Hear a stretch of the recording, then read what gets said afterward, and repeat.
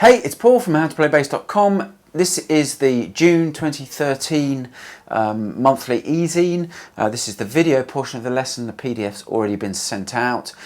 This is the video for the sections of Get Lucky that we notated out in the PDF. Now remember, this isn't exactly what Nathan East played because Nathan East was playing on a 5-string, and while there are some 5-string players out there, I know the majority of you are 4-string players.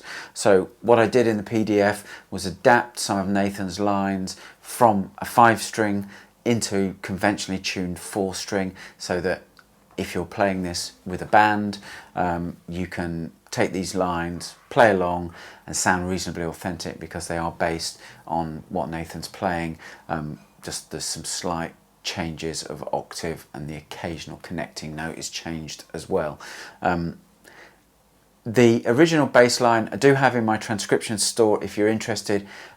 If you're interested in this kind of fingerstyle funk, I do highly recommend you get hold of it, whether you get my transcription or you find someone else who's done a transcription. I don't care, do whatever you need to do to get hold of it. There's some really great stuff, really great subtleties of in the variations, the rhythmic variations, the note variations that Nathan throws into the line at different parts of the line. So he takes this basic groove and he really makes it percolate through the entire song. And it doesn't sound like he's making that many different changes, but he actually is.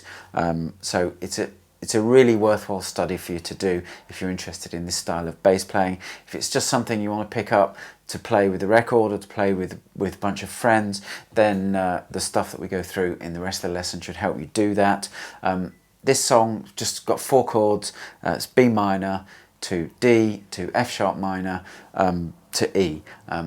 That chord progression repeats all the way through the song, and the way the writers vary it up slightly is you have sections where the bass drops out and you've got like the robot voice instead of Pharrell Williams singing the vocal. So there's various bits and pieces they do for that. So if you are playing it with a band, you'll have to check your band's arrangement so you know when to drop out, when to come in with little fills. The other thing you can do with this is take some of the lines and try making your own variations of those lines. Some of them readily adapt themselves for little variations, subtle variations, and if you can make up some of your own, then you can try employing them when you play through. Final note before we kick off with the lesson, the play along sections you'll hear at the start of each section were done with Band in a Box. They've got a style that has funky guitar and a funky 16th note bass drum pattern. It's not quite the same as the original, doesn't sound quite the same as the original, but then the original's got Nile Rodgers and all his inversions on his chordal playing, but it gives us enough harmonic framework to play along with while we're doing what we're doing today. So hope you enjoy the video portion of the lesson. Don't forget to download the PDF version as well if you haven't already, and I'll catch you in July with the next tutorial.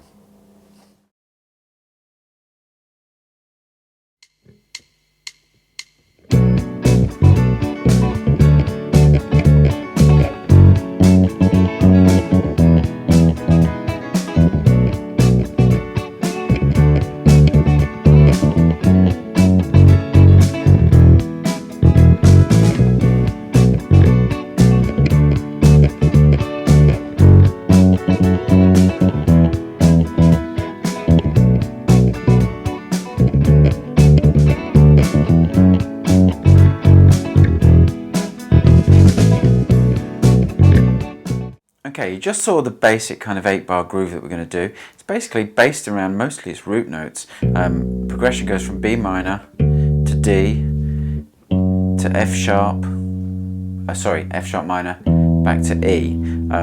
But what we've got is we're using quite staccato notes. So the first bar we're playing B.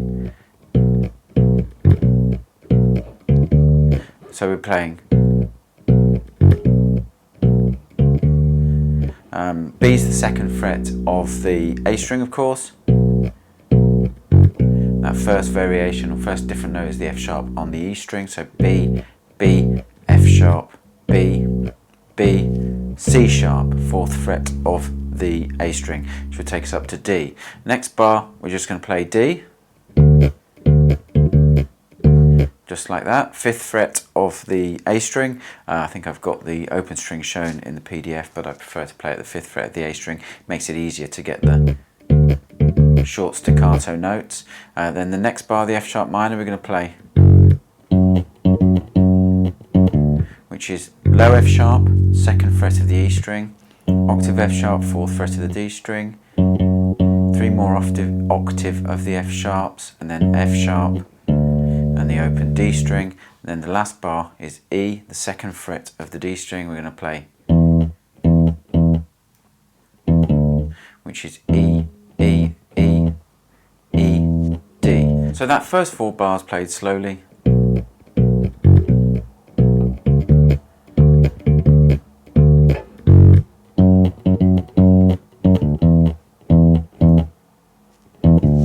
Okay, then the next 4 bars, same chord progression is the same all the way through. Okay, then the 5th bar we're back to B minor. We're going to just play 3 Bs and then B and C sharp, this kind of rhythm. Okay, and that'll take us up to the D chord. This time we're going to play something like this. Okay, which is D, D, D, D, D, D, E. And there's a little 16th note pause between that E and when you get up to the F sharp. The second time through the F sharp minor chord, we're going to play, which is 2 high F sharps, 4th fret of the D string, low F sharp, 2nd fret of the E string, 2 of those, and then F sharp and an open E, and then we get to the final note, the final bar of this 8-bar phrase. You've got E, and then E, E, F sharp, A, B, open string, a 2nd fret. So those 4 bars played slowly.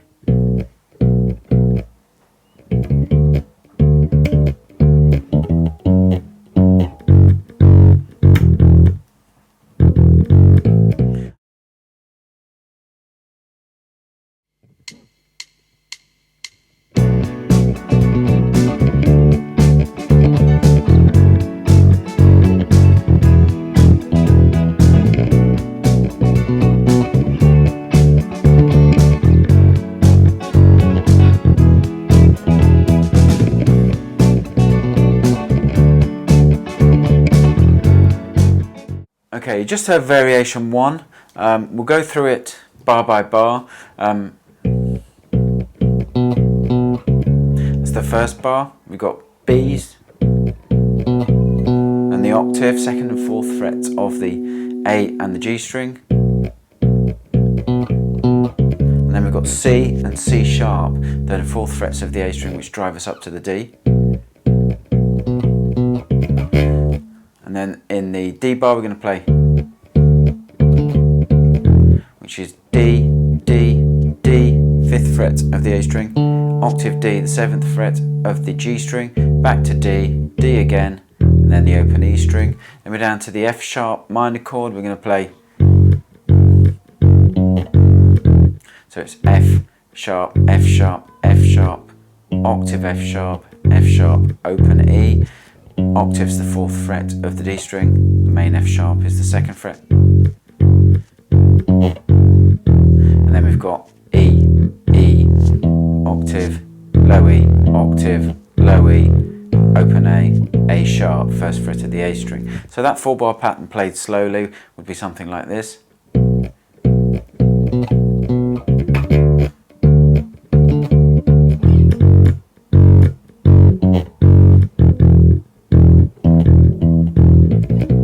And then you'll be back into it, and you can use that in conjunction with the other patterns to throw in some little variations to vary it up.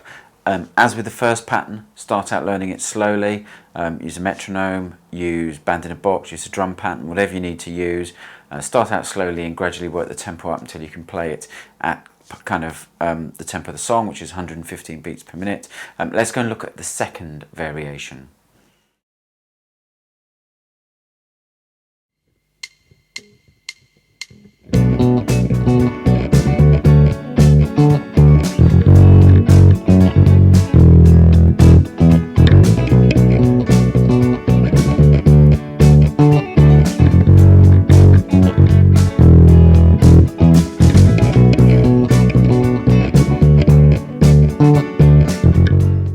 Okay, the second variation has got some more octave work in it, and it's got some anticipated root notes as well, which means you land on the root note before the chord really starts. So first bar, this,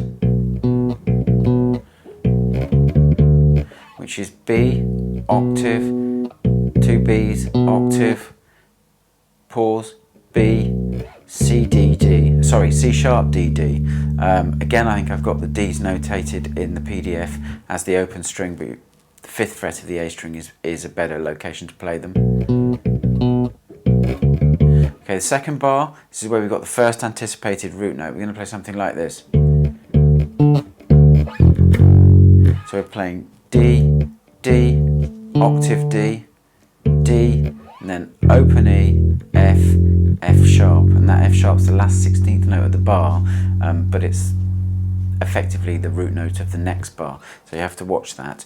And that bar then, so you've got that root note held, then we play that again, play the octave, and then play 2 more low F sharps, and an E, and that's on the and of beat 3, and again it's held into the next bar, so you get that held E, another E, an octave E, and then the run of E, F sharp, A, B, B. All the note locations for these are in the PDF, so I'm going to stop spelling them out.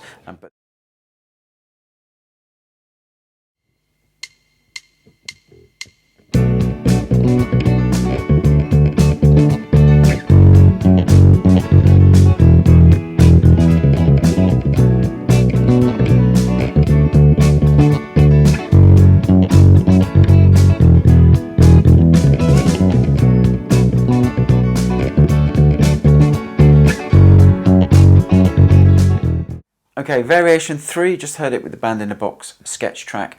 Again, we've got lots of little octaves and an anticipated root note in there again. So it starts off with B minor, we're going to play. Okay, and that we get up to D, so we're playing B, B, B, octave, 2 more Bs, and then the last 16th note of the bar, we want to get a D and get up to the D location at the 5th fret of the A string, and then we'll play, and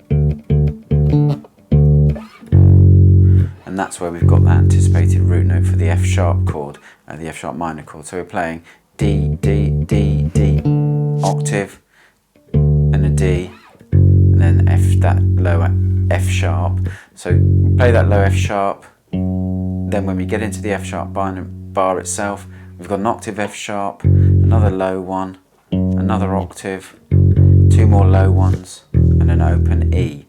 So that would go into that bar from the D bar, and that should sound like this. And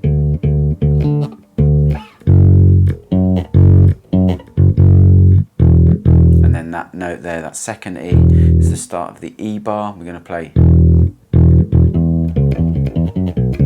which is E, E, E, octave E, C sharp, E, C sharp, E, F sharp, B, C sharp. So that sounds pretty cool lick. It can use in other keys, take and practice in other keys. Which leads us nicely back to the B. So that's variation 3, and then we'll go and look at the last variation, variation 4.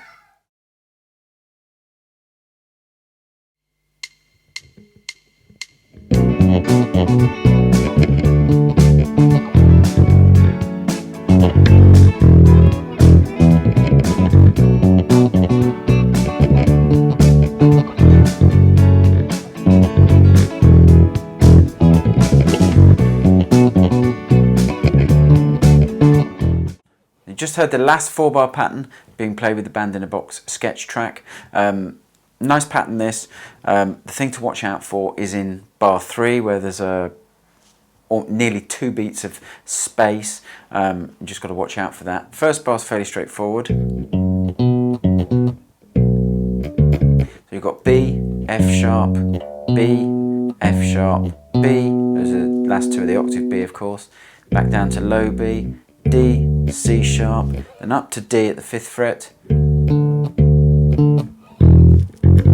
So you've got D, octave, D, octave, open E, F sharp, and that's where you've got this space. That's anticipated, that F sharp, and then you come back in again on the last 16th note of beat 2 with the octave F sharp, and then miss the first 16th note of beat 3, and then play another low F sharp, then another low F sharp that lasts for a beat, and then an anticipated root note of E, which will take you into the 4th chord, and that's